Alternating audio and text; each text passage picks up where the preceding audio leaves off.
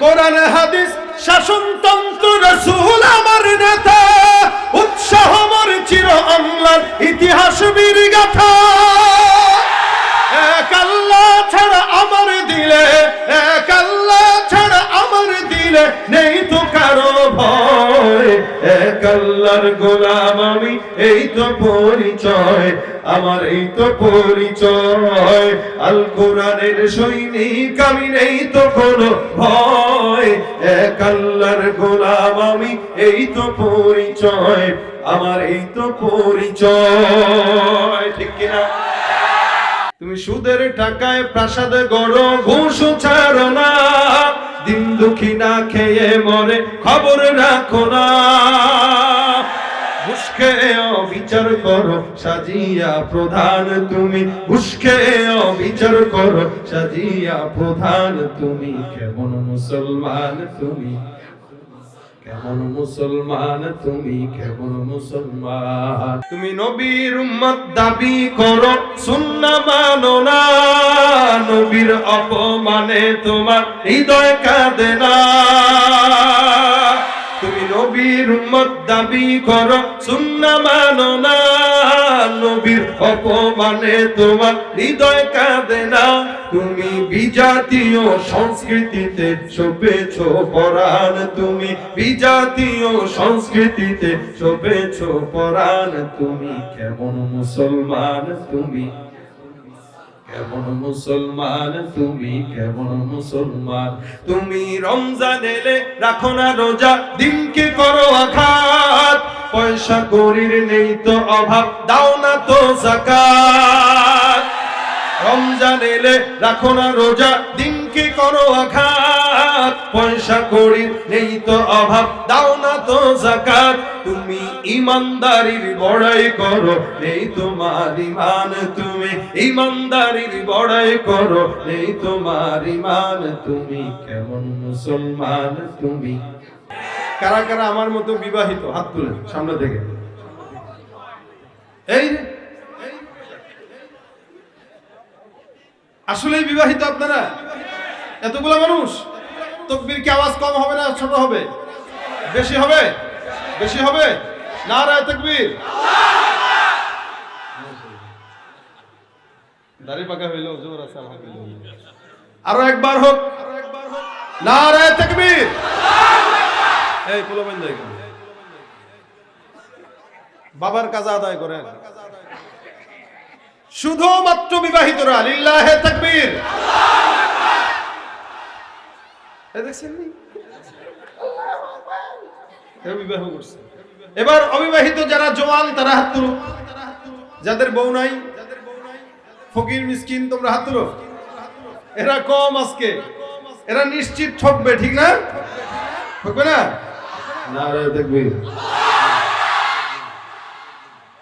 বুঝলাম না, আবার লিল্লাহে তাকবীর।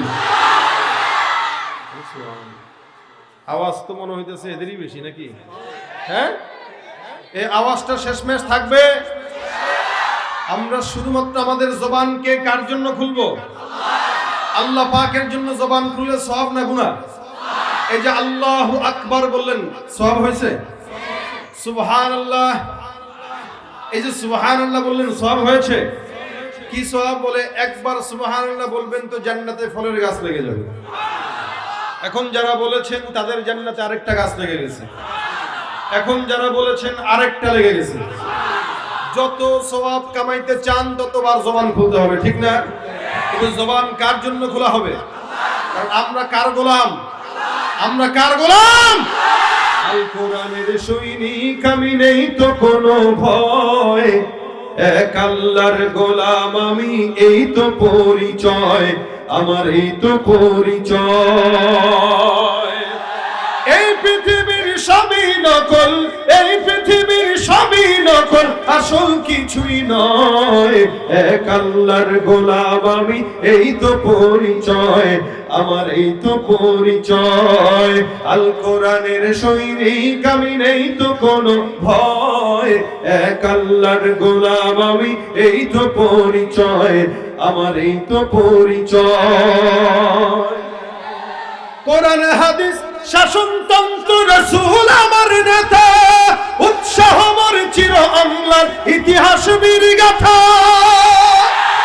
এক আল্লাহ ছাড়া আমার দিলে, এক আল্লাহ ছাড়া আমার দিলে নেই তো কারো ভয়, এক আল্লাহর গোলাম আমি, এই তো পরিচয় আমার, এই তো পরিচয়, আল কোরআনের সৈনিক আমি, নেই তো কোনো ভয়, এক আল্লাহর গোলাম আমি, এই তো পরিচয় আমার, এই তো পরিচয়। ঠিক কিনা? আওয়ামী লীগ, বিএনপি, জাতীয় পার্টি, জামাত, তাবলীগ, চরমনাই যা করেন এটা আপনার ব্যক্তিগত পছন্দ, প্রত্যেকটা মানুষই কিন্তু আল্লাহ পাকের গোলাম। এই ব্যাপারে কোনো সন্দেহান আছে? আল্লাহ পাক আমাদেরকে তার গোলাম বানায় দেখ, বলেন আমিন। প্রশ্ন করি, বলেন তো ইসলামের খুঁটি কয়টি? মাশাআল্লাহ, খুব জানেন আলহামদুলিল্লাহ। অনেক মানুষ আছে খুঁটি কয়টি এটাও জানে না, আছে কিনা? আপনাদের বিশ্বাস হয় না, সমাজে ঘুরলে বুঝবেন। বেশ কিছুদিন একটা ইউটিউবের ভিডিওতে দেখেছিলাম, এক লোককে প্রশ্ন করা হলো, ভাই 4 জন নবীর নাম বলেন। সে বলতেছে, ভাই এটা ব্যাপার, বলেন না একটু ভাই, প্রশ্ন এটা সাধারণ প্রশ্ন করতেছে। আপনি তো মুসলমান? বলে হ্যাঁ মুসলমান। বলেন 4 জন নবীর নাম। আবু বকর, ওমর, ওসমান, আলী। ভাই বাস্তবতা, আমি মিথ্যা বলতেছি না আপনাদের সাথে। ইউটিউবের ভিডিওতে দেখছি একজন সাধারণ প্রশ্ন করতেছে, একজন সে বলতেছে আবু বকর, ওমর, ওসমান, আলী এগুলা কয়জন নবী? 4 জন নবী। সুবহানাল্লাহ কইবেন না নাউজুবিল্লাহ? এই হলো আমাদের মুসলমানদের হাল। ইসলামের খুঁটি 5টি। এই মাদ্রাসার ছোট্ট একটা বাচ্চাকে জিজ্ঞাসা করলেও পারবে। নবী করিম সাল্লাল্লাহু আলাইহি ওয়াসাল্লাম বলেন, বুনিয়াল ইসলামু আলা 5 শাহাদাতু আল্লা ইলাহা ইল্লাল্লাহ ওয়া আন্না মুহাম্মাদার রাসূলুল্লাহ, ইকামাতিস সালাহ, ইতাইজ যাকাত, ওয়া হজ্জুল বাইত, মান ইসতাতা ইলাইহি সাবিলা, ওয়া সাওমু রমাদান। আল্লাহ পাক রব্বুল আলামিনের হাবিব 5টার কথা বলেছেন, আল্লাহ পাক এই 5টা কোরআনে বলেছেন। তার মানে খুঁটি 5টি। এই যে মাঝখানে বাঁশ দিল, বাঁশগুলো যদি না থাকতো প্যান্ডেল টিকতো নি। আচ্ছা, একটা ছাদ বানাইলেন, ভিতরে কোনো প্রকার বিমও দেন নাই, পিলারও দেন নাই, এই ছাদ বেশি দিন টিকবে? ঠিক তেমনই ভাবে কোন মুসলমান নিজেকে মুসলমান দাবি করবে, কিন্তু 5টা খুঁটির একটাও নাই, ও দাবি করতে পারবে কিন্তু তার ইসলাম বেশি দিন টিকবে না। কেন? বলে তার খুঁটি নাই। খুঁটিহীন মুসলমান ইসলামকে বেশি দিন টিকাইতে পারে। এজন্য ইসলামের খুঁটি 5টা। 1 নাম্বার কি? বলেন জোরে। 2 নাম্বার কি? 3 নাম্বার কি? 4 নাম্বার কি? 5 নাম্বার কি? কালেমা, নামাজ, রোজা, হজ, যাকাত। কালেমা, নামাজ, রোজা, হজ, 5টা খুঁটি ইসলামের। এটা প্রত্যেকটা মুসলমানের ভিতরে দরকার আছে না? মুসলমান যদি হন, না হলে তো বিভিন্ন হিসাব। আল্লাহ পাক এই কারণে কোরআনে বলেন প্রথমেই আলিফ লাম মিম যালিকাল কিতাবু লা রাইবা ফীহি হুদাল লিল মুত্তাকিন আল্লাযীনা ইউমিনুনা বিল গায়ব। 1 নম্বরে আল্লাহ পাক বলেন অদৃশ্যের প্রতি বিশ্বাস করার নাম হলো ঈমান। আচ্ছা, এখানে আল্লাহকে কেউ দেখছেন? আমি দেখছি? সম্ভব? মুসা নবী দেখতে চেয়েছিলেন, পারেন নাই। রব্বি আরিনি, রব্বি আরিনি, রব্বি আরিনি। আল্লাহ দেখাও না, দেখা দাও না। আল্লাহ পাক রব্বুল আলামিন বলেন লান তারানি, সম্ভব না, কখনোই সম্ভব না। ওয়ালাকিন ইনজুর ইলাল জাবাল, দেখার যেহেতু মন চাইলো তো একটু পাহাড়ের চূড়ায় তাকাও। ফাইন ইসতাকাররা মাকানাহু ফাসাউফা তারানি। আল্লাহ পাক রব্বুল আলামিন তার নূরের একদম ছিটে ফোটা তুর পাহাড়ের চূড়ায় দিয়ে দিলেন, আর মুসাকে বললেন তুমি একটু দেখো। আল্লাহর নবী মুসা খালি তাকাইলেন, ফালাম্মা তাজাল্লা রাব্বুহু লিল জাবালি জালাহু দাক্কা ওয়া খাররা মুসা সাইকা। আল্লাহ পাকের নূরের তাজাল্লিতে জমিনে বেহুশ হয়ে মুসা পড়ে গেছেন, পাহাড় জ্বলে পুরো ভস্ম হয়ে গেছে। মালিকের দিদার মিলে নেই, এজন্য না দেখে বিশ্বাস করার নাম ঈমান। আমাদের দেশে কিছু মুসলমানের ঘরে জন্ম নেওয়া মুসলমান আছে, যারা মুসলমান দাবি করে ঠিক, কিন্তু আল্লাহকে বিশ্বাস করে না। মুসলমানের সন্তান আল্লাহকে বিশ্বাস করে না, জান্নাত বিশ্বাস করে না। কেন? বলে যেটা দেখি না ওটা মানি না। এই আহাম্মককে তার নিজের পিঠের ভিতরে একটা ঘুষি দিয়ে কইবেন দেখছস নি ঘুষি? পারবে দেখতে? আচ্ছা বাদ দিলাম, আরো কাছে আসি। আমার চুল মাথার উপরে যেটা আছে টান দিয়া দেখতে পারবো? আয়নার সাহায্য ছাড়া নিজের চুলও তো দেখা যায় না। আয়না আল্লাহর সাহায্য ছাড়া নিজের পিঠও তো দেখা যায় না। ভাই পিঠের মাঝখানে তাকায় না, ঘুরবেন সারাদিন লেকিন পিঠ দেখবেন না। নিজের চক্ষু দিয়া যে ব্যক্তিটা নিজের শরীরের অঙ্গ দেখতে পারে না, ওই ব্যক্তি আল্লাহকে দেখতে চাওয়া পাগলের প্রলাপ ছাড়া কিছু নয়। আজকে যেহেতু মসজিদের মাহফিল, আমি আসার পরে এই পোস্টার আগে দেখলাম কি বলে মসজিদের, এই জন্য আমি নামাজ কেন্দ্রিক কিছু আলোচনা আপনাদের সামনে করব ইনশাআল্লাহ। যারা বলে যে আল্লাহকে বিশ্বাস করি না, না দেখে দেখতে হবে, ওর তো চক্ষুই নাই, দেখবে কি? মূলত এরা নিজেদেরকে নাস্তিক দাবি করে, কিন্তু এরা নাস্তিক না, এরা হলো ফাসিক অথবা এরা হলো কাফের। নাস্তিক মানে কি? যে কোনো ধর্মেই বিশ্বাসী না, যে না হিন্দু মানবে, না বৌদ্ধ মানবে, না খ্রিস্টান মানবে, না মুসলমান মানবে, কোন ধর্মেই যে বিশ্বাস করে না, সে হলো নাস্তিক। আমাদের বাংলাদেশে যারা নাস্তিক নিজেকে দাবি করে, এরা কোন ধর্মের ব্যাপারে এদের কোনো আপত্তি নাই। যত আপত্তি সব মুসলমান নিয়ে, যত আপত্তি তার নামাজ নিয়ে, যত আপত্তি তার পর্দা নিয়ে, যত আপত্তি ইসলামী শিক্ষা নিয়ে। এজন্যই তো এই সমস্ত বেঈমানেরাই ইসলামী শিক্ষার ভিতরে উল্টা পাল্টা জিনিস ঢুকায় দেওয়ার চক্রান্ত করতেছে। নিজের সন্তানকে যদি নামাজি বানাইতে চান, নিজের সন্তানকে যদি ইমানদার বানাইতে চান, অবশ্যই আলু ভর্তা বানানো শেখানোর দরকার নাই, আর বানরের জাত হওয়া দরকার নাই, সমকামিতাও শেখা দরকার নাই। মাদ্রাসার ভিতরে ভর্তি করায় দেন, ইনশাআল্লাহ মানুষের মতো মানুষ হবে। যতদিন পর্যন্ত আমাদের দেশের শিক্ষানীতির ভিতরে পরিবর্তন না আসবে, আমাদের উচিত ইমানদার হিসেবে এই শিক্ষাকে বয়কট করা। ইমানের কারণে, অন্য কোনো কারণে না। কারণ আমরাও চাই এদেশের মানুষ ইঞ্জিনিয়ার হোক, ডাক্তার হোক, শিক্ষিত হোক, স্কলারশিপ পেয়ে বিদেশে যাক, এটা আমরাও চাই। তবে হ্যাঁ, ইসলামকে বাদ দিয়ে নয়। ডাক্তার হবে, মৌলিক শিক্ষা ইসলাম দিয়ে দেন, ও ডাক্তার হবে ইউনাইটেড হাসপাতালের মতো কসাই করে বাচ্চাকে হত্যা করবে না। ইঞ্জিনিয়ার হবে, রডের পরিবর্তে বাঁশ দিবে না, যদি ইসলামী শিক্ষা ভিতরে থাকে। কোরআনের শিক্ষা দামি শিক্ষা ভাই। আপনি হইতে পারেন নাই তো কি আপনার সন্তানকে হওয়ান? এটার ফল ভোগ করবেন না? আমি আমার কথা বলি, আমার বাবা একজন সরকারি চাকরিজীবী অফিসার ছিলেন।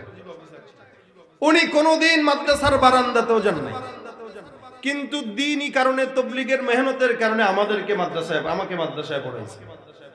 উনি আলেম না হইলেও আমি মাঝে মাঝে মনে করি যে আমার বাবা একজন আলেমের চাইতেও বড় কারণে। কারণ এখন পর্যন্ত আমি আমার বাবাকে দেখি জন্মের বুঝ হওয়ার পর থেকে। আপনারা তো অনেক সময়, আমাদের বর্তমান সময়ের কিছু মানুষেরা অনেক সময় আমাদের আকাবিরদেরকে গালি দেয়, বুজুর্গদেরকে গালি দেয়, এরা ইসলাম বুঝে নাই। নতুন নতুন বাংলা কিতাব দেখে দেখে পড়ে, নিজে ইউটিউব দেখে, গুগল সার্চ দিয়ে মুফতি সাহেব বানাইছে গুগলকে। কালকের ঘটনা বলি, কালকে মাহফিল ছিল আমার উত্তরবঙ্গে, রংপুর, ঠাকুরগাঁও, ওই এলাকায়। তো 3টা প্রোগ্রাম ছিল, ওগুলোতে গেছি। তো প্রতিমধ্যে যে ড্রাইভার আমাকে রিসিভ করছে তার বাসা হচ্ছে সৈয়দপুর, রংপুরের মানুষ। তো সে আমাকে নিয়ে গেছে হইলো মনে করেন 40 কিলোমিটার দূরে। আমি পড়তেছি নামাজ 2 রাকাত, সেও 2 রাকাত পড়তেছে। আর আমার সফর সঙ্গী যে পাশে, সে বললো কয় রাকাত পড়ছেন? 2 রাকাত। কেন? আমি মুসাফির না, 40 কিলো আসছি তো। আমি কই কি ভাই, বিশাল বড় মুফতি সাহেব, আপনি মুসাফির? হ্যাঁ মুসাফির তো আমরা জানি হুজুর, কম বেশি আমরাও জানি। আমি বললাম মাশাআল্লাহ, এরকম জানা তো খুব দরকার। আমাদের দেশের মানুষ যেরকম জানে সে ওরকম জানে। সে 40 কিলো আসছে, এই কারণে সে মুসাফির, 2 রাকাত নামাজ পড়তেছে। আমি আর তারে কি বলবো যে এত বড় মুফতি সাহেব। আমাদের দেশে চায়ের দোকানে দেখেন মুফতি সাহেব পাওয়া যায়, সিগারেট একটা ধরে, আরে ফতুয়া আমরাও জানি, খালি হুজুরাই জানি, আমরাও জানি। এই বসে বসে এবার যার মন চায় তার গীবত গাবে, শিকায়েত করবে। এই হলো আমাদের দেশের মুফতি সাহেব। তো এখনকার কিছু মুফতি সাহেব বের হইছে, এই যে গুগল পড়ে মুফতি হইছে। গুগল ম্যাপ দেখে যদি রাস্তার লোকেশন ধরেন, মাঝে মাঝে পুকুরের মধ্যে নিয়েও নামায়। আমার যে কতবার পুকুরে নিছে, বাসায় যদি মানুষের বাসার উঠানের মধ্যে। পরে কান ধরছি, গুগল মুফতি সাহেবের ফতোয়া গ্রহণ করবো না, প্রয়োজনে 10 জনে জিজ্ঞাসা করবো। এখন কেউ যদি গুগলে জিজ্ঞাসা করে মুফতি সাহেবগিরি করে, বুঝতে হবে ও জাহান্নামের রাস্তায় যাবে। এই গুগল মুফতি তাকে জাহান্নামের রাস্তায় নিয়ে ছাড়বে। আপনি গালি দিলেও আমাদের আকাবিরদেরকে মনে রাখবেন, আল্লাহ পাক তাদেরকেই জান্নাতি বলেছেন যারা অতীতে চলে গেছে। পড়েন নাই السابقون السابقون أولئك المقربون في جنات النعيم سلة من الأولين وقليل من الآخرين। বলেন তো আয়াতগুলো কার? আমার বাপের, এই এলাকার ইমামের? কে বানিয়েছেন? আল্লাহ পাক ডাক দেয়া বলেন যারা অতীতে চলে যায় তারাই ঈমানদার, ওরাই অগ্রগামী, তারাই জান্নাতি। নবী করিম সাল্লাল্লাহু আলাইহি ওয়াসাল্লাম বলেন পূর্ববর্তী মানুষদেরকে গালি দেওয়ার কোনো দরকার নাই, এরা যত নিকটবর্তী, যত জামানা পিছনের দিকে, যত জামানা সামনের দিকে, ততই মানুষগুলো জাহান্নামের দিকে যায়। অর্থাৎ নবী করিম সাল্লাল্লাহু আলাইহি ওয়াসাল্লাম বিদায় হয়ে গেছেন 1450 বছর হয়ে গেল প্রায়। আজকের থেকে 100 বছর আগে যারা জমিনের মধ্যে আসলো, এই সমস্ত বান্দাদের থেকে 100 বছর পরে যারা জন্মগ্রহণ করলো তারা খারাপ। 100 বছর আগে যারা জন্মগ্রহণ করেছে তারা আমার নবীর 100 বছর আগে নবীর নিকটবর্তী হয়ে গেছে। আজকের সন্তান আগামী 1 সপ্তাহ পরের সন্তান থেকে 1 সপ্তাহ হইলে উন্নত, কারণ জামানা যত সামনের দিকে যায় ফিতনা তত বাড়ে। জামানা যত সামনের দিকে আগায় উন্নত নাম দিয়া, ডিজিটাল নাম দিয়া ফিতনা আমাদের সামনে আসে। এ মুসলমান, আপনি চিন্তা করবেন আপনার বাবা আপনার চাইতেও ভালো ছিল, যার কারণে আপনি আপনার বাবার আদর্শ ফলো করতে চান। কেন? বলে আমার বাবাকে জিন্দেগিতে কোনোদিন মিথ্যা বলতে দেখি নাই, কিন্তু আমি তো প্রতিনিয়তই বলি। আমার বাবাকে 5 ওয়াক্ত নামাজ জামাতের সঙ্গে আদায় করতে দেখলাম, কিন্তু আমি তো ফজর পড়ি না, এশাও পড়ি না, মাঝখানে 3টা রাকাত কোনো মতে পড়ি। এই জন্য রাসূল বলেন জামানা যত অতীতে মানুষ তত জান্নাতে, জামানা যত পরে মানুষ তত জাহান্নামে। আল্লাহ পাক বলেন উলাইকাল মুকাররাবুন ফি জান্নাতিন নাঈম, এরাই জান্নাতি হয়ে গেল কারণ এরাই আল্লাহ পাকের নিকটবর্তী। 3 দলের কথা রাসূল করিম হাদিসের মধ্যে বলেন, আল্লাহর নবী বলেন খায়রু উম্মতি করনি সুম্মাল্লাযীনা ইয়ালুনহুম সুম্মাল্লাযীনা ইয়ালুনহুম, সবচাইতে আফজল জামানা আমি নবীর জামানা, এর পরের জামানা হলো সাহাবা আজমাইনদের জামানা, তারপরের জামানা হলো তাবেঈদের জামানা। নবী বলেন সমস্ত সাহাবীরা জান্নাতি, যারা সাহাবীদেরকে দেখেছে আল্লাহর রহমতে তারাও হলো জান্নাতি। তারপর থেকে আজ পর্যন্ত যত জামানা সামনের দিকে যাবে মানুষ তত জাহান্নামী। এ মুসলমান, আপনি আপনার বাবার সঙ্গে মিলান, দেখবেন আগের কালে আমিও নিজে আমার বাবাকে দেখেছি, আপনিও আপনার বাবাকে দেখেছেন। রাত্রিবেলা সকালবেলা ফজরের নামাজের পর আপনার বাবা, আপনার মা, আপনার চাচি, আপনার খালা সকালবেলা উঠান ঝাড়ু দেওয়ার আগে সূরা ইয়াসিন তেলাওয়াত করত। মিলায় দেখেন কথাগুলো। বিকেল বেলা সূরা ওয়াকিয়া না পড়ে রাতের কোনো কাজ ধরতো না, ফজরের নামাজ না পড়ে কোনো কাজে যেত না, এটা বরকতহীন মনে করত। এমনকি সন্তানদের একটা সন্তান যদি নামাজ না পড়তো ওই সন্তানকেও ধমক দিত, বকা দিত। কেন? বলে তোর কারণে ঘরের মধ্যে বরকত নষ্ট হয়ে গেছে। সকালবেলা ফজরের নামাজের পরে তেলাওয়াত করতো, রাত্রিবেলাও করতো। এখনো পর্যন্ত আমি আমার বাবাকে দেখি প্রতিদিন 3 বেলা তেলাওয়াত করে।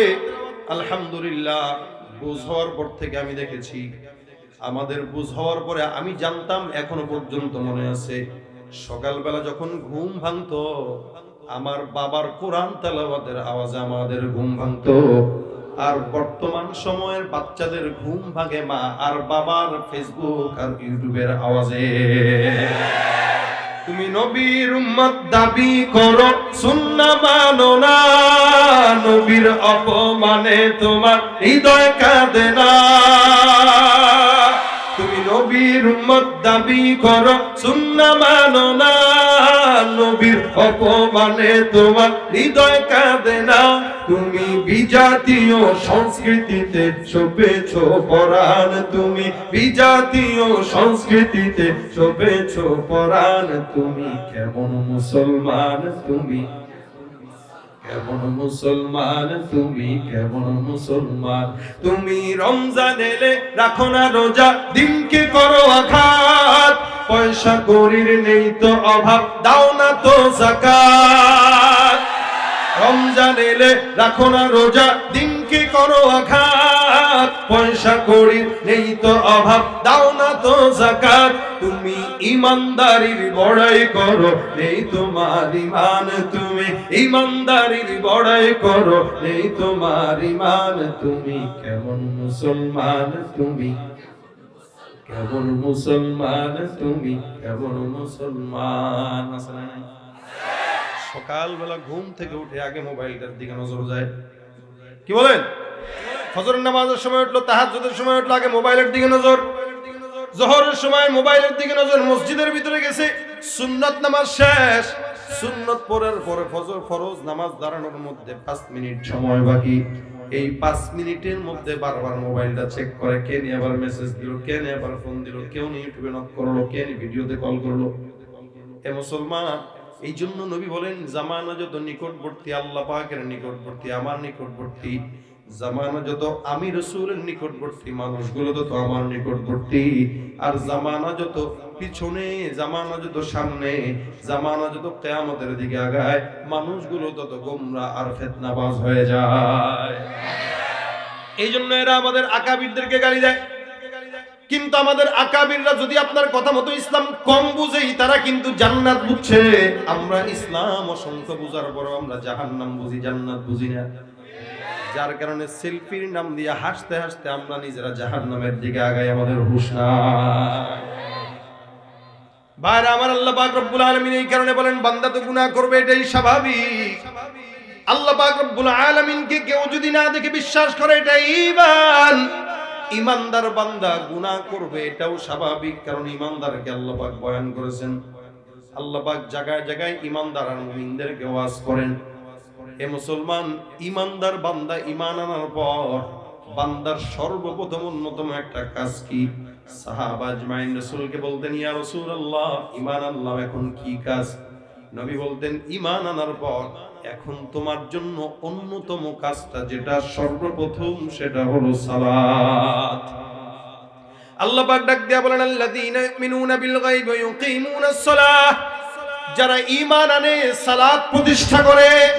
এ মুসলমান, ঈমানটা সাধারণ কোনো বিষয় নয়। ঈমান 3টা জিনিসের সমন্বয়কে বলা হয়। 1 নাম্বার তাসদীক বিল জিনান, 2 নাম্বার ইকরার বিল লিসান, 3 নাম্বার আমল বিল আরকান। তাসদীক বিল জিনান মানে অন্তর দিয়ে বিশ্বাস করা আল্লাহ কয়জন। ইহুদিরাও বিশ্বাস করে আল্লাহ আছে, নাসারাও বিশ্বাস করে আল্লাহ আছে। এই কারণে তাদেরকে যদি প্রশ্ন করা হয়, ওয়ালা ইন সাআলতাহুম মান খালাকাস সামাওয়াতি ওয়াল আরদা লা ইয়াকুলুনা আল্লাহ, বলো আসমান আর জমিন বানাইলো কে?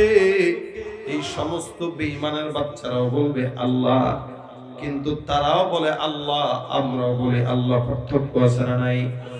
পার্থক্যটা আল্লাহ পাক রব্বুল আলামিন শিখায়া দেয়। আল্লাহ পাক বলেন, ওয়াকালাতিল ইয়াহুদু উযাইরুন ইবনুল্লাহ ওয়া ক্বালাতিন নাসারাল মাসীহু ইবনুল্লাহ। ইহুদিরা বলে উযাইর হলো আল্লাহর পুত্র, নাসারা বলে মাসীহ হলো আল্লাহর পুত্র। আর আমরা যারা মুসলমান, আমরা সবাই এক আওয়াজে বলি, কুল হুয়াল্লাহু আহাদ, আল্লাহুস সামাদ, লাম ইয়ালিদ ওয়া লাম ইউলাদ ওয়া লাম ইয়াকুল লাহু কুফুয়ান আহাদ।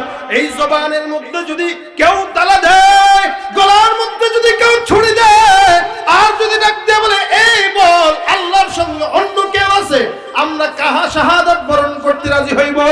আল্লাহর কসম, ঈমানদার কোনদিন ঈমান বিক্রি করে আল্লাহর সঙ্গে কাউকে শরীক করতে পারে না। এটা ঈমানদারের সবচাইতে বড় সম্পদ। আল্লাহ পাক রব্বুল আলামিন কোন বান্দাকে যদি ঈমানের সম্পদ দান করে, এটা তার অন্যতম নিয়ামত। এটা 3টা জিনিসের সমন্বয়কে বলা হয়।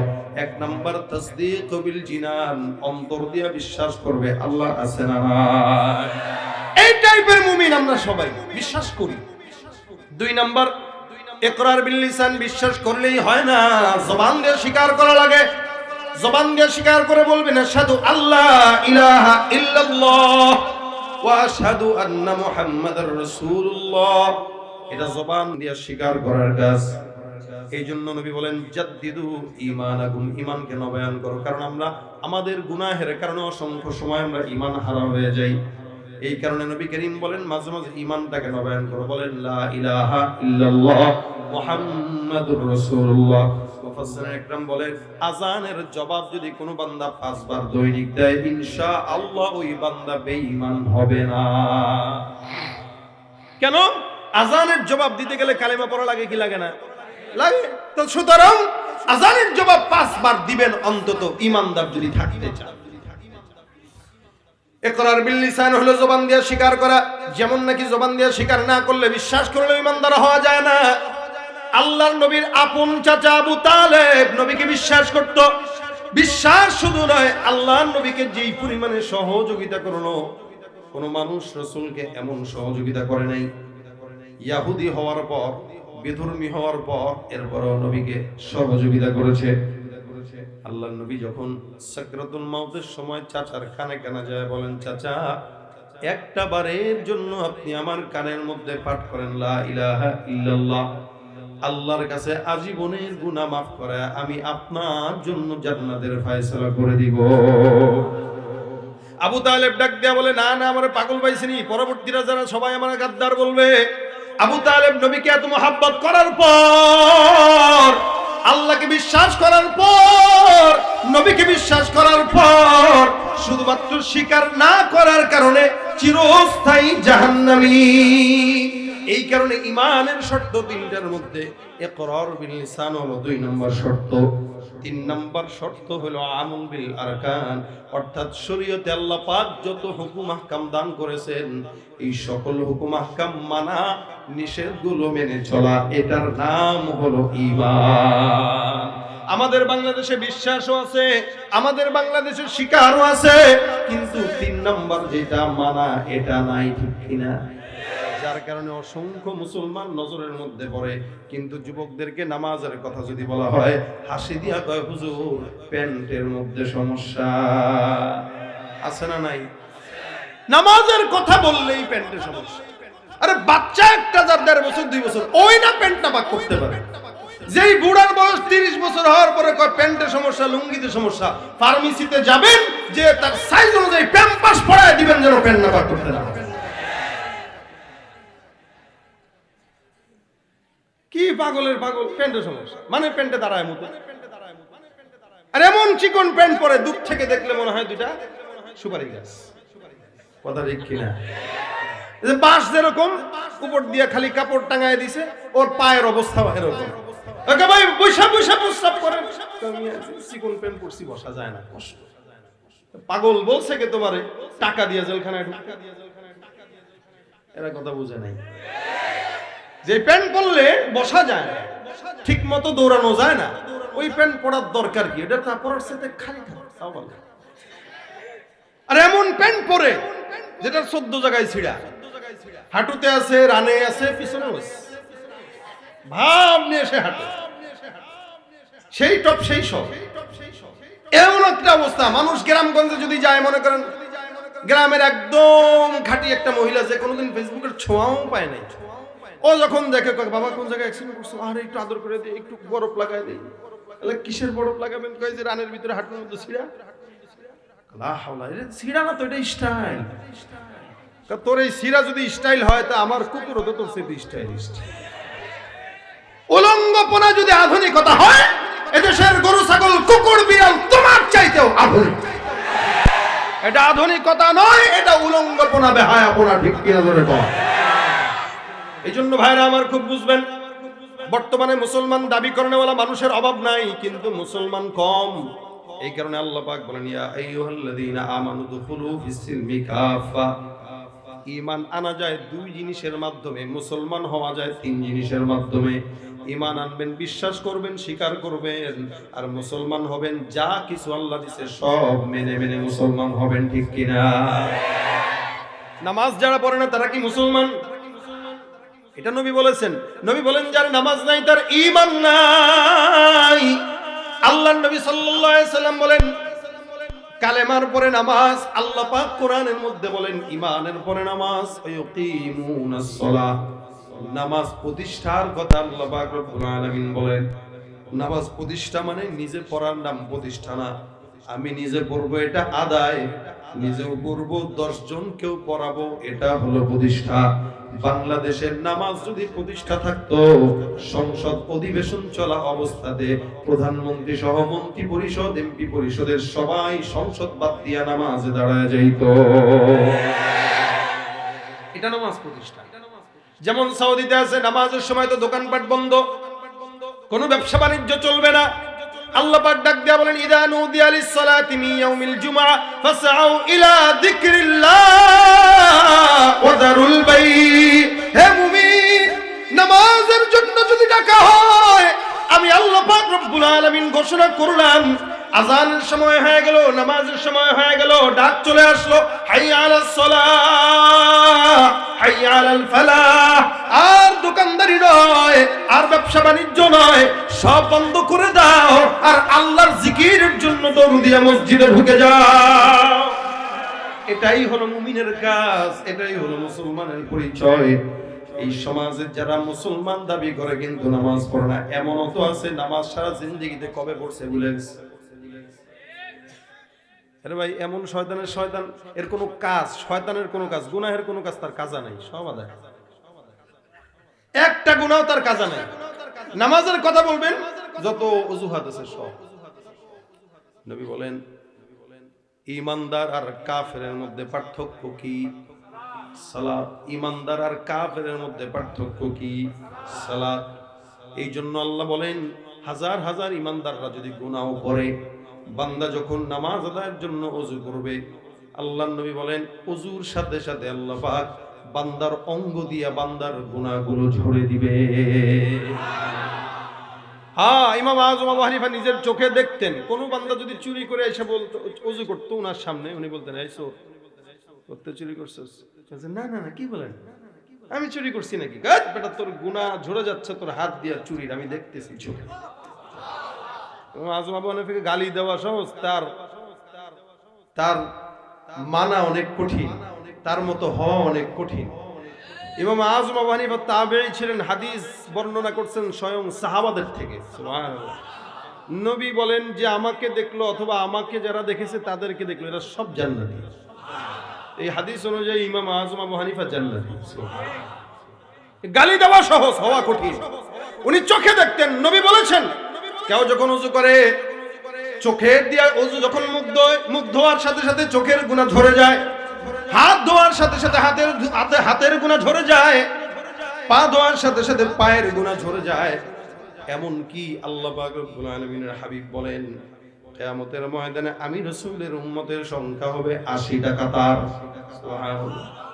সমস্ত উম্মতের সংখ্যা হবে 120 কাতার। সমস্ত উম্মতের 120 কাতারের মধ্যে 40 কাতার হবে সব নবীর উম্মত, আর 80 কাতার হবে আমি পয়গম্বর মুহাম্মদুর রাসূলুল্লাহর উম্মত। সাহাবা আজমাইন ডাক দিয়া বলেন ইয়া রাসূলুল্লাহ, এতগুলা উম্মতকে আপনি কিভাবে চিনবেন? নবী ডাক দিয়া বলেন কিয়ামতের ময়দানে আমার আল্লাহ পাক রব্বুল আলামিন আমার উম্মতের ওযুর অঙ্গগুলোকে উজ্জ্বল করে দিবে। আমি নবী তাদের অঙ্গ প্রত্যঙ্গগুলো দেখে দেখে সোজা জান্নাতে ধাক্কা দিয়ে ফেলে দিব। আল্লাহু আকবার, আল্লাহু আকবার। এই উম্মত হইতে পারলেও তো লাভ, কত লাভ। খালি ওযু করবেন, ওযুর অঙ্গ দেখবে আর জান্নাতে পাঠায় দিবে। এই জন্য ভাইরা আমার, ঈমানদার আর কাফেরের মধ্যে পার্থক্য সালাত। কারণ সালাত মানুষকে জান্নাতে নিয়ে যায়। জান্নাতের চাবি, মিফতাহুল জান্নাতিস সালাহ। নবী বলেন নামাজ এটা জান্নাতের চাবি। জমিনের মধ্যে বান্দা নেক কাজ করবে, নেকের বদলে আল্লাহ পাক বান্দার হিসাব দিবে। দান করবেন হিসাব হবে, যাকাত দিবেন হিসাব হবে, হজ করবেন হিসাব হবে। সব হিসাব কখন? নবী বলেন সবার আগে যেই হিসাবটা হবে সেটাই হলো নামাজের হিসাব। সুবহানাল্লাহ। আউয়ালু মা ইউহাসাবু বিহিল আবদু ইয়াউমাল কিয়ামাতিস সালাহ। কিয়ামতের ময়দানে আমার আল্লাহ পাক বান্দার নামাজের হিসাব গ্রহণ করবেন। সুবহানাল্লাহ। এই জন্য নামাজটা আদায় করা, নামাজ কায়েম করা আমাদের জন্য জরুরি কিনা? পড়েন তো সবাই, কথা কয় না, পড়েন। নামাজ কেমনে পড়বেন? খুশু খুজুর সঙ্গে পড়বেন। কদ আফলাহাল মুমিনুন আল্লাযীনা হুম ফী সালাতিহিম খাশিউন। আল্লাহ পাকের ভয় অন্তরের মধ্যে রেখে নিয়ে নামাজের মধ্যে দাঁড়াও, এটা আল্লাহ পাকের আদেশ। একজন ইমানদার আল্লাহর আদেশে আল্লাহর ভয় রেখে নামাজের মধ্যে দাঁড়াবে। নবী করিম সাল্লাল্লাহু আলাইহি ওয়াসাল্লাম নামাজের পন্থাও বান্দাকে শিখায় দিলেন। আল্লাহ পাক রব্বুল আলামিন সব নামাজিকে নামাজি বলেন নাই, যার কারণে আল্লাহ বলেন বান্দা এমন নামাজি হয় না যেই নামাজি অলস। অলস কারা বলে? যারা নামাজের মধ্যে আলসামি নিয়ে দাঁড়ায়। আল্লাহ বলেন ওয়াইদা কামু ইলাস সালাতি কামু কুসালা ইরাউনান নাস ওয়ালা ইয়াযকুরুনাল্লাহা ইল্লা কলিলা। অসংখ্য বান্দা আছে সমাজের মধ্যে সারা বছর নামাজ নাই, নির্বাচন আসলেই নামাজ হয়ে যায়। আবার অসংখ্য বান্দার আছে ব্যবসা বাণিজ্য টিকায় রাখার জন্য নামাজ পড়ে। অনেক আছে নিজের ধান্দার জন্য নামাজ আদায় করে। এগুলো সব হলো রিয়াকারী নামাজ। এই রিয়ার নামাজ দিয়া আল্লাহর জান্নাত পর্যন্ত যাওয়া সম্ভব নয়। জমিনে মানুষের কাছে নামাজি ডাক শোনা সম্ভব, কিন্তু নামাজি হওয়া সম্ভব নয়। নামাজ যদি হয় কার জন্য? ইন্না সলাতি ওয়া নুসুকি ওয়া মাহইয়ায়া ওয়া মামাতি লিল্লাহি রাব্বিল আলামিন। নামাজে যখন দাঁড়াবো কার জন্য দাঁড়াবো? আমার পয়গম্বর নামাজের মধ্যে যখন দাঁড়াইতেন, দেখেন খুব মনোযোগের সঙ্গে শুনেন। রাসূল সাল্লাল্লাহু আলাইহি ওয়াসাল্লাম নামাজ পড়তেন। সাহাবীদের নামাজের ঘটনা আমরা জানি। তীর নিক্ষেপ হয়ে গেছে, তীর ভাঙতে তীর খুলতে পারে না। ডাক দেয়া বলো, যাও নামাজের মধ্যে দাঁড়া করায় দাও। সাহাবী নামাজের মধ্যে দাঁড়া করেন, দাঁড় হয়ে গেলেন। অন্যান্য সাহাবীরা পায়ের থেকে তীর টান দিয়ে খুলে ফেললেন। নামাজের পরে ডাক দিয়া কয়, ভাই ব্যথা পাইছো নি? কয় কি? তীর কই? হাত দিয়া দেখে তীর নাই। কয় তীর কোথায়? বলে নামাজের মধ্যে দাঁড়াইলা, তীরটা যে খুললাম টের পাও নাই। বলে আল্লাহর কসম, নামাজের মধ্যে যখন আমি দাঁড়াইলাম আমি আমার মাওলার সঙ্গে কথা বলতে এত ব্যস্ত ছিলাম, যার কারণে দুনিয়ার পায়ের ব্যথা আল্লাহ আমাকে ভুলায় দিছে। হযরত আবু তালহা রাদিয়াল্লাহু তাআলা আনহু একদিন নামাজের মধ্যে দাঁড়াইলেন। বিশাল জঙ্গলের মধ্যে, বাগানের মধ্যে উনার বাগান ছিল, খেজুরের বাগান। উনি নামাজের টাইমে নামাজে দাঁড়াইছেন। নামাজের মধ্যে পাখি একটা উনার সামনে জঙ্গলের গাছের মধ্যে উঠলো। হযরত তালহার চোখটা পাখির দিকে যায়। উনার নামাজের মধ্যে খুশু নষ্ট। পাখিটার দৃশ্য মজা লাগে। পাখিটা একবার ডাল থেকে ও ডাল, ও ডাল থেকে ডাল। তালহা রাদিয়াল্লাহু তাআলা নামাজের মধ্যে তাকাইছেন, সুন্দরভাবে দৃশ্যটা দেখে। কিরে এত চমৎকার দৃশ্য! জঙ্গলার মধ্যে বাগান, বাগানের মধ্যে পাখি, দৃশ্যটা কি মজার কিনা! নামাজের মধ্যে উনার চেহারা চোখের মধ্যে চলে গেছেন, ওই পাখির মধ্যে চলে গেছেন। নামাজ শেষ হওয়ার পরে আস্তাগফিরুল্লাহ পরে রাসূলের কাছে চলে যায়। ইয়া রাসূলুল্লাহ, আমার খেজুরের বাগানের মধ্যে একটা পাখি আজকে ঢুকলো। এত গাছ থাকার কারণে পাখিটা বের হওয়ার রাস্তা পাচ্ছিল না, যার কারণে একবারে গাছ থেকে ও গাছে যায়। ইয়া রাসূলুল্লাহ, যেই গাছটা আমি সাহাবীর নামাজের খুশু নষ্ট করে, আল্লাহর কসম আমি আবু তালহা ওই গাছটা আপনার জন্য দ্বীনের রাস্তায় দান করে দিলাম। ওই বাগান আমার দরকার নাই। আর আমরা নামাজের মধ্যে দাঁড়াইলে যত দোকানের যত হিসাব নিকাশ সব নামাজের মধ্যে মিলাই ফেলি।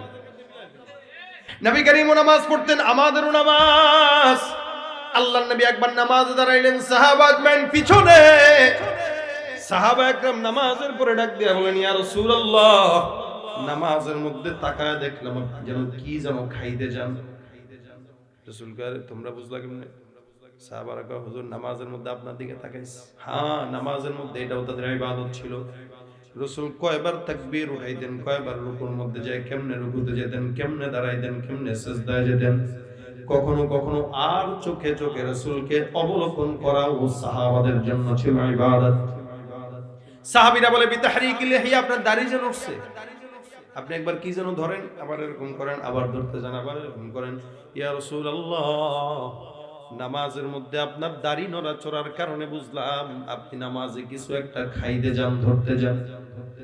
আমার পয়গম্বর ডাক দিয়া বলেন, সাহাবা একরামের দল, আমি যখন নামাজের মধ্যে দাঁড়াইলাম, নামাজের মধ্যে দাঁড়ানোর পর আমি তাকায় দেখি আসমান থেকে আমার মালিক আল্লাহ নামাজের মধ্যে জান্নাতের নিয়ামত আঙ্গুরের থোকা আমি পয়গম্বরের চোখের সামনে সুন্দর করে তুলে ধরেছে।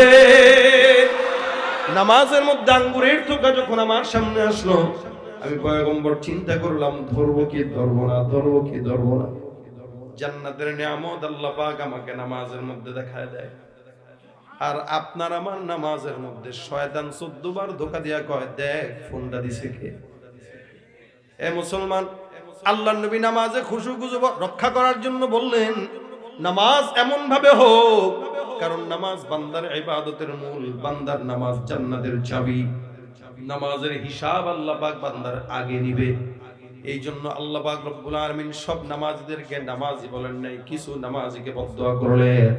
আল্লাহ পাক বলেন ফাওয়াইলুল লিল মুসাল্লিন আল্লাযীনা হুম আন সালাতিহিম সাহুন আল্লাযীনা হুম ইউরাউন। কিছু কিছু বান্দারা নামাজ বান্দাকে দেখানোর জন্য পড়ে যেন মানুষ তাকে নামাজি বলে। আল্লাহর নবী ডাক দিয়া বলেন এমন নামাজিদের জন্য ধ্বংসের বদদুয়া। নামাজি বান্দা কি হবে? এ মুসলমান, নামাজি বান্দা আল্লাহর জন্য নামাজ আদায় করবে, নামাজের মধ্যে আল্লাহর সঙ্গে কথা বলবে। কার সঙ্গে? আল্লাহর সঙ্গে। রাসূল বলেন 5 ওয়াক্ত নামাজ কোন বান্দা যদি সুন্দর করে আদায় করে, তোমাদের ঘরের সামনে যদি নহর থাকে, ওই নহরের মধ্যে যদি তোমরা কেউ 5 বার গোসল করো, আল্লাহ পাক ওই বান্দার গায়ের মধ্যে কোনো ময়লা আর রাখবেন না, ওই বান্দার গায়ের মধ্যে কোনো ময়লা থাকতেও পারে না। ঠিক কোন ইমানদার যখন 5 ওয়াক্ত নামাজ ওযুর সাথে আদায় করবে, ওই বান্দার গায়ের মধ্যে গুনাহের ময়লা থাকতে পারে না। এই কারণে ভাইরা আমার, সমাজের মধ্যে নামাজ প্রতিষ্ঠার কথা আল্লাহ পাক বলেন ইমানদার যারা, বলা লাগবে না যে আমি নামাজ পড়ি, তার চেহারা দেখলে বোঝা যাবে নামাজি। আল্লাহ পাক বলেন সীমাহুম ফি উজুহিহিম মিন আসারিস সুজুদ। ইমানদারদের চেহারার ভিতরে সিজদার দাগ দেখা যায়, ইমানদারদের চেহারায় সিজদার নূর দেখা যায়। মাইকে বলা লাগে না আমি নামাজি, মানুষকে বলা লাগে না দেখো আমি নামাজ পড়ি। না না, একটা আম যখন বাজারে কিনতে যান, ঘ্রাণ দেখলেই বুঝেন এটা সঠিক আম, রং দেখলেই বোঝেন এটা সঠিক আম। ঠিক তেমনি ভাবে ইমানদারদের কেউ দেখলে বোঝা যায় কোনটা ইমানদার আর কোনটা বেঈমান। যে ইমানদারের গায়ের মধ্যে সুন্নতের ঘ্রাণ আর ইমানের কালার থাকে, ওই বান্দাটাই খাঁটি ইমানদার, কোনো সন্দেহ নাই। এই জন্য ভাইরা আমার, সালাত আদায় করা আমাদের জন্য কর্তব্য, ঠিক কিনা বলেন তো? ইমানদার নামাজ ছাড়তে পারে না। নামাজ এমন একটা আনিল ফাহশাই ওয়াল মুনকার ওয়ালা যিকরুল্লাহি আকবার আল্লাহু ইয়ালামু মা তাসনাউন।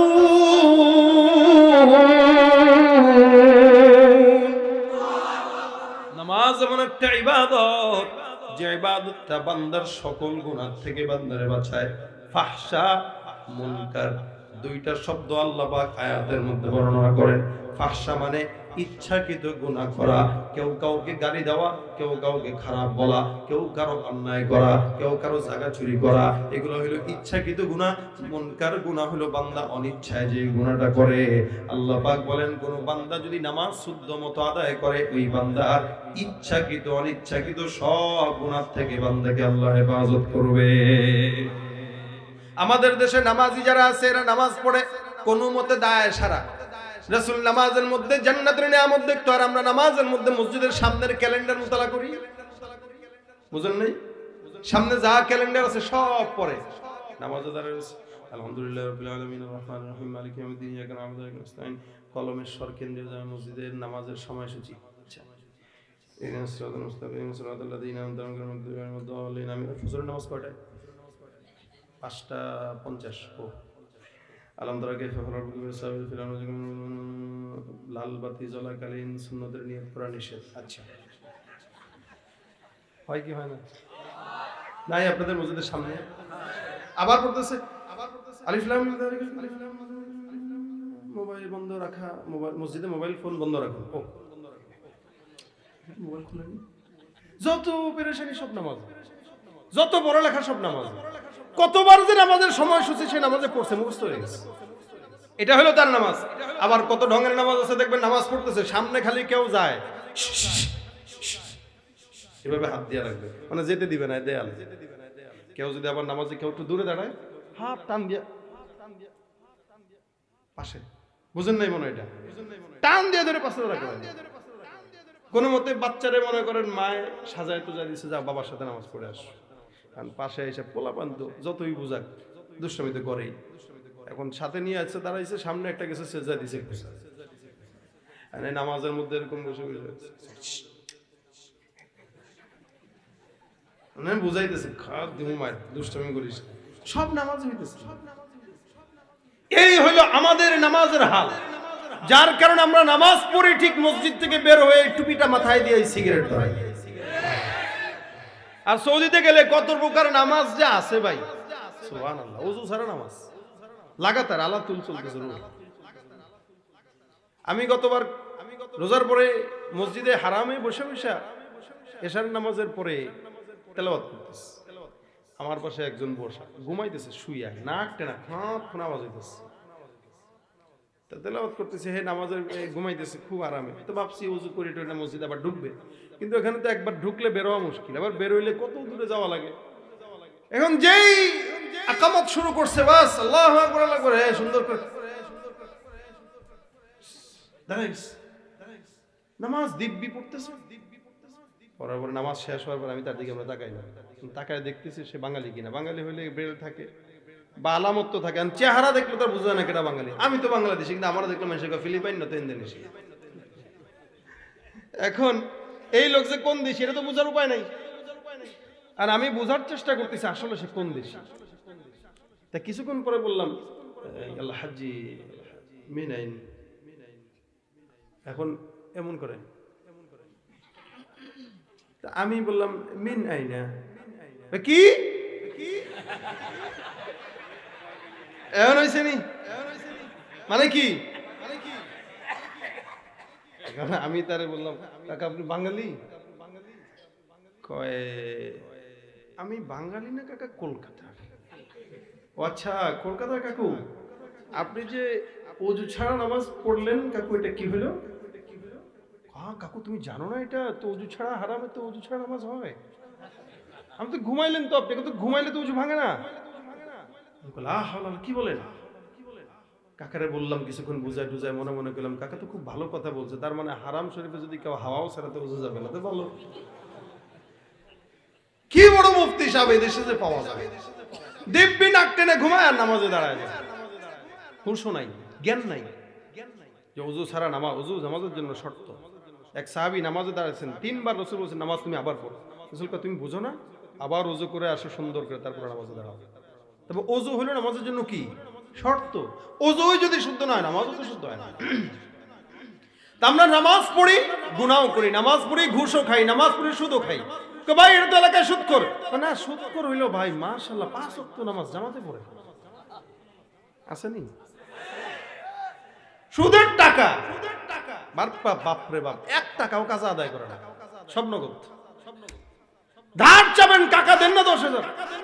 ভাই নাই ভাই, একটু আগে দিছি একজনে, বুঝেন তো মানুষের সেবা করি না আমি, থাকে না আমার কাছে।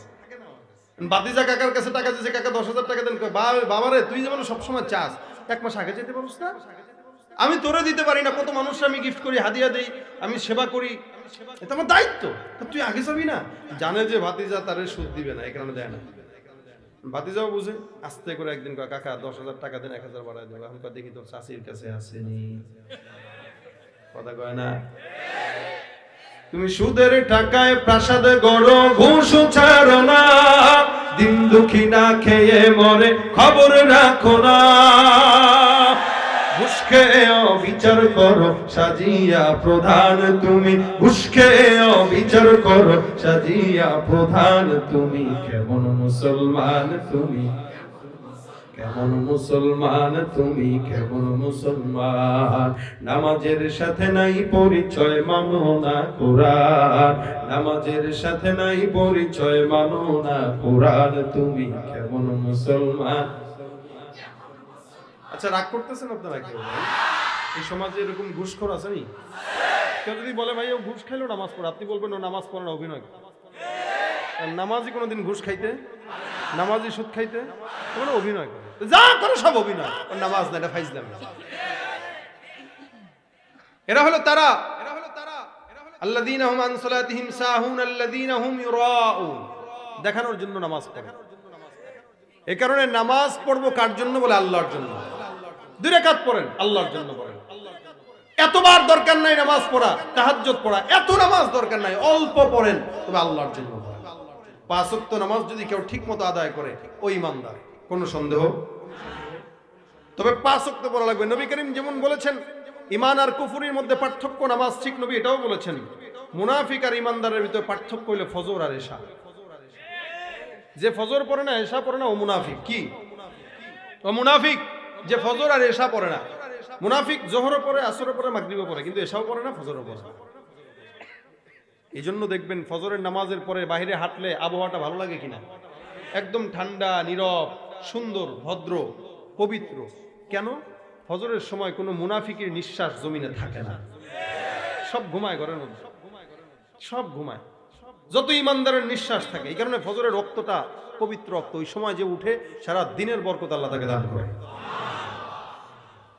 এই জন্য ফজর থেকে এশা পর্যন্ত পড়বেন।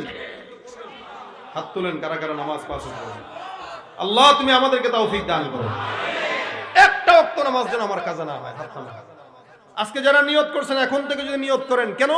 কিয়ামতের ময়দানে নামাজ আপনার পাশে দাঁড়ায় যাবে সাক্ষী হয়ে যে আল্লাহ ও আমাকে হেফাজত করছে, তো আমি তারা হেফাজত করব। নামাজ আপনার পাশে দাঁড়ায়, নামাজ আপনাকে গুনাহ করতে দিবে না, নামাজ আপনার বিবেককে দংশন করবে, বলবে এই খবরদার, এই গুনাহ করিস তুই নামাজ। আর নামাজ পড়ার পরেও যদি গুনাহ করেন, বুঝবেন কোনো না কোনো গলত আছে, অর্থাৎ নজু হচ্ছে না, নয়তো নামাজ হচ্ছে না। এই জন্য ঘরের ভিতরে বউকে নামাজ পড়ান। নিজে অনেক সময় বাচ্চারা নামাজ, মা বাবা নামাজ পড়ে, কিন্তু সন্তানের নামাজ পড়ায় না। মায়া, এ ছেলে সারা রাত ইউটিউবের আমল করছে, টিকটকের আমল করছে না, এই আমল করার পরে ঘুমাইছে, আহারে আমার বাবাটা ডাক দিই, কষ্ট হবে, থাক। খুব মায়া। মনে রাখবেন, এই মায়া আপনার সন্তানকে জাহান্নামে নেবে, আপনার গায়ে পাড়া দিয়ে দিয়ে জাহান্নামে যাবে। আল্লাহ আমার বাপে আমারে গোমরা করছে। এই কারণে বাবাদের উচিত সন্তানদেরকে ফজরের সময় কান ধরে উঠানো, নামাজ পড়, তারপরে আবার ঘুমা, সারাদিন ঘুমা, সমস্যা নেই, নামাজ পড়, তারপরে সারাদিন ঘুমা, নামাজ আগে তারপরে কাজ। এই জন্য 5 ওয়াক্ত নামাজ এখানে যারা আছেন, যে সমস্ত মা বোনদের কানে আওয়াজ গেছে, প্রত্যেকেই নিয়ত করবেন। কারণ আপনি এখন যদি, আচ্ছা আপনারা যদি কেউ বলে ভাই আপনি রাত 2টায় মারা যাবেন, আজকে রাত 2টায় আপনার মরণ, আপনি জানলেন, উদাহরণ তো এমনি জানলেন, বা খবর আসলো আপনি রাত 12টায় মারা যাবেন, 2টায় মারা যাবেন। আচ্ছা এই 2 ঘন্টা আপনি কি গাঁজা খাবেন? কি করবেন? না, জিন্দেগিতে অনেক খাইছি, জান্নাতে তো পাবো না, আল্লাহর কাছে সবই আছে, এটা আছে কিনা, এই জন্য একটু খেয়াল হই। কি করবেন বলেন তো? যে যার মতো ইবাদত করবেন, হয়তো কেউ নামাজ পড়বেন, কেউ জিকির করবেন, কেউ রোজা রাখবেন, কি বলে কেউ কোরআন তেলাওয়াত করবেন, মানে যার মতো যে পারেন ইবাদত করবেন, এটাই তো কাজ। কিন্তু আপনি যে 2টায় মরবেন, এটা কোনো গ্যারান্টি আছে? আপনি জানেন না, কিন্তু না জানা সত্ত্বেও 2টায় আপনার মরণ লেখা থাকতে পারে কিনা, তা আপনি সেভাবেই প্রস্তুত থাকেন যে আপনি মরলে যেন আল্লাহর কাছে বলতে পারেন যে আল্লাহ আমি শেষ নামাজটা পড়ে আসছি। এটা ইমানদারের এটাই কাজ। এশার নামাজ পড়েন নাই, বাসায় যায় পড়বেন, এই নিয়তে যে রাতে যদি আমার মরণ হয়, আমি আল্লাহর কাছে বলতে পারবো যে আল্লাহ নামাজ এশারটা পড়ে আসছি, আল্লাহ ফজরটা পড়ে আসছিলাম, জোহরটা পড়ে আসছিলাম। অর্থাৎ আপনার জিন্দেগির সর্বশেষ নামাজ যেন আপনার তকদিরে থাকে, এভাবে আপনি চলেন। এভাবে যদি কেউ চলে, তো 5 ওয়াক্ত নামাজ সে সব সময় পড়বে, কাজা দিতে পারবে না। যুবকদেরকে আল্লাহ নামাজি বানায় দেয়। এই মসজিদ পাকা হওয়ার পাশাপাশি মুসল্লিদেরকে যেন পাকা বানায় যায়। এখনকার সমাজে মসজিদের জন্য কালেকশন হয়, কিন্তু মুসল্লি কালেকশন হয় না। টাকা উঠানো হয়, মসজিদে ছাদ দিবে, টাইলস লাগাবে, মসজিদের কালেকশন হয়। আমি গত এক মাস আগে একবার কুমিল্লা এক জায়গায় মাহফিলে গেছি, আসরের নামাজ পড়বো, গাড়ি থামাইছি, বিশাল বড় মসজিদ, গ্রামের মধ্যে, মিনিমাম এক কাতারে, মানে এই পাশ থেকে এই পাশ পর্যন্ত মসজিদ, এত বড় কাতার, মিনিমাম 20টা হবে। তো নামাজের পরে গাড়িতে উঠবো, মুরব্বী একজন, একদম বৃদ্ধ, আমার বলতেছে বাবা মসজিদে কিছু দান করে যান। তা আমি, কাকা আপনি চাইছেন, অবশ্যই দিব, ভালো কাজ।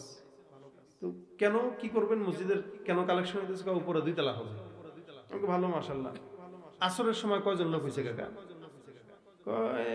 হইছে 7-8 জন হইছে আর 7-8 জন হইছে এখানে মসজিদে নামাজ পড়ে কতজন তো অনেক প্রায় 200 এর কাছাকাছি নামাজি হয় যেখানে 200 নামাজের কাতার আছে সেখানে 7 জন মাত্র তা আপনার টাকা কালেকশন করার আগে মুসল্লি কালেকশন করা লাগবে আপনি রাস্তায় যারা অটো যাচ্ছে এদেরকে থামায় কবেন ভাই আসর নামাজটা পড়ছেন নালে পুরো যান মসজিদ পাকা হওয়ার আগে মুসল্লি পাকা করে বর্তমানে মসজিদ নির্মাণ করাটা প্রতিযোগিতা হয়ে গেছে এটা কিয়ামতের আলামত নবী বলেন শেষ জামানায় প্রস্তুতি নিয়ে প্রতিযোগিতা দিয়ে মসজিদ আদায় হবে বানানো হবে এই এলাকায় এই একজন এদের সাথে কোনো মতে মিল হয় না ইমামরে পছন্দ হয় না অর্ধেকের এই মিয়া আমগো ইমাম পছন্দ হয় না আমরা আরেকটা করব আমগো টাকা কম আছে নি দাস পাশে আরেকটা জায়গা নিয়ে মসজিদ করতেছে কি সম্পূর্ণ প্রতিযোগিতা ভালো না কাজের প্রতিযোগিতা না খারাপ আল্লাহ বলেন লা তাকুম ফীহি আবাদা খবরদার এই টাইপের মসজিদে নামাজ পড়া যাবে না কারণ যারা ইখলাসের নিয়তে নামাজ পড়ে মসজিদ আদায় করে না নির্মাণ করে না এদের মসজিদে যাওয়া উচিত না কারণ এদের উদ্দেশ্যই খারাপ আমি মসজিদের সভাপতি হব এই কারণে মসজিদ করছি আর যদি খালি সভাপতি সাহেব সেক্রেটারি সাহেব অথবা অন্য কমিটির কোনো ছেলে যদি হইতে পারে তাহলে তো দাঁড়ায় নামাজ পড়া না চেয়ারে বসে নামাজ পড়া চেয়ার যে মসজিদগুলোতে এমন ফিতনা হইছে এখন ডাং ডাং করে সারাদিন ঘুরে বেড়াবে মসজিদে আসলে চেয়ারে বসে বাস চেয়ার বসে আর চেয়ার এমন একটা মজার জিনিস বা চেয়ার একবার যে পায় সারা না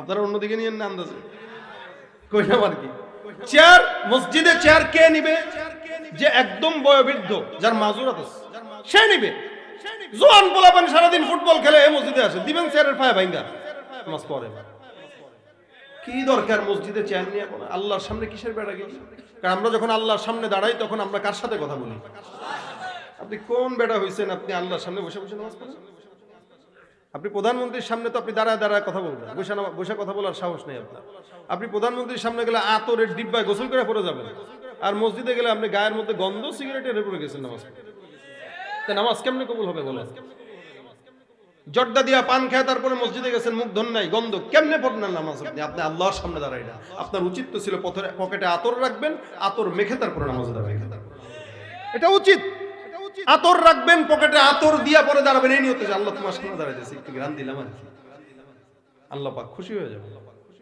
আমাদের তো ইবাদত ভাই কবুল হয় না এটা তো 100% আমার নামাজ আমার তো দিল বলে আমি যে নামাজ পড়ি কবুল হয় না কিন্তু আল্লাহ পাক কবুল না হইলেও চেষ্টা তো করি ওযু তো করি শীতের ভিতরে নামাজে তো দাঁড়াই গায়ে তো সুন্দর পাঞ্জাবি টাঞ্জাবি পরেই নামাজটা পড়ি মনের ভিতরে নিয়ত থাকে এটা আল্লাহ এই যে তোমার দেখানোর জন্য এই কাজটা করতেছি তোমার দেখানোর জন্য অন্য কোনো কিছু না আল্লাহ তোমার কাছে হাজিরা দেওয়ার জন্য যে দাঁড়াইছে এই উসিলাই তো মাফ করে দিও এই শীতের ভিতরে যে ফজর পড়ে সে সবচাইতে বড় ওলি সবচাইতে বড় ওলি এই জন্য 5 ওয়াক্ত নামাজ পড়বেন এবং সুন্দর পোশাক সুন্দর দরকার নাই ভালো পোশাক পরিচ্ছন্ন পোশাক পরিচ্ছন্নতার সাথে নামাজ আদায় করবেন যাতে আল্লাহ পাক আপনার নামাজ গ্রহণ করে কেন আপনি যখন নামাজে বলেন আলহামদুলিল্লাহি রাব্বিল আলামিন আল্লাহ বলে হামিদানি রাব্বি অর্থাৎ আপনার এক একটা আয়াতের বিপরীতে আল্লাহ পাক আপনার সঙ্গে কথা বলে জবাব দিয়ে দেয় কোন নবীর উম্মতকে আল্লাহ পাক এই সুযোগ দেন নাই যে কথা বলবে আল্লাহ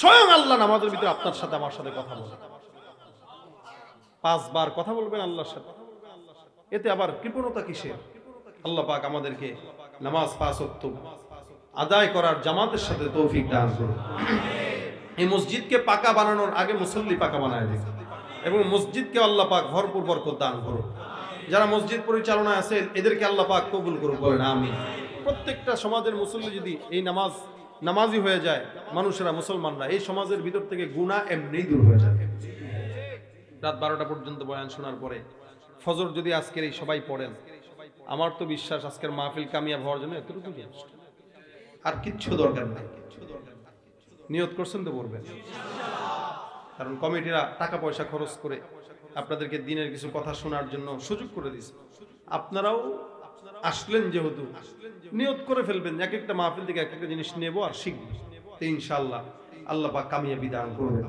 যা কথা বললাম শুনলাম আল্লাহ পাক আমল করার তৌফিক দান করুন কেউ তো কোনো কষ্ট পান নাই আল্লাহ পাক আজকের এই ময়দানকে কামিয়াবি দান করুক আমাকে সহ সবাইকে 5 ওয়াক্ত নামাজের করার তৌফিক দান করুন।